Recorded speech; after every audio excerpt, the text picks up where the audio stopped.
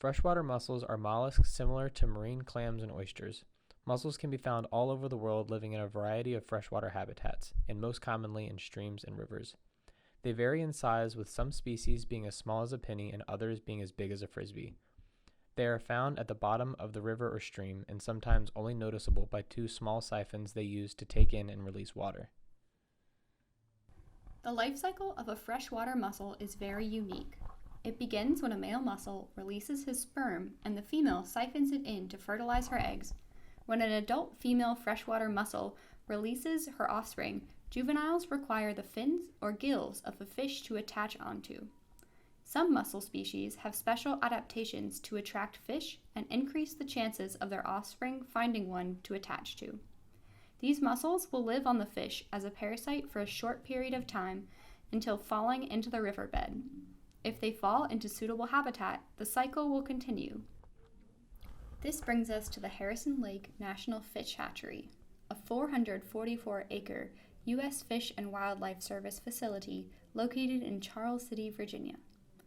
The Harrison Lake Hatchery has partnered with the Virginia Department of Game and Inland Fisheries to restore freshwater mussels in Atlantic Slope rivers, raising more than 12 different species to restore population numbers and the ecosystem services they provide to rivers. They begin by traveling to a river to find broodstock and bring back to the hatchery and propagate on site. They facilitate the infestation of mussels onto the fish in this room of the hatchery and ensure that once the mussels are mature enough to release off the fish, they will have the appropriate habitat to continue growing. The mussels will slowly grow in these chambers indoors filled with water originating from the outdoor ponds. When the mussels are large enough to require more space, they will be moved to these containers in the building called the shad house. When the mussels are near release, we will move them into baskets in our outdoor ponds, giving them more space while allowing them to acclimate in a more natural habitat.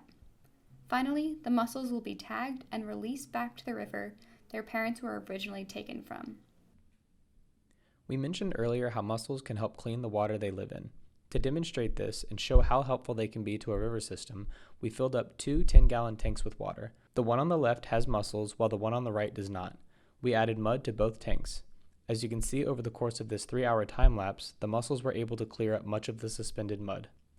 Over the 3 hours, we collected water samples from both tanks so we could graphically observe how many mud particles were removed over time. This graph shows how many mud particles are in a milliliter of water. As you can see, the mussels were able to remove roughly 300 particles of mud in the first hour, and after 2 hours, the number had dropped from nearly 500 to under 50. The tank without mussels also had a slight decrease. This is likely because the larger particles were able to settle out to the bottom on their own. We hope this video helped you learn a bit more about freshwater mussels and how they can help our rivers. If you would like to find out more information about the Harrison Lake Hatchery, you can visit the website at the link on the screen. Thanks for watching.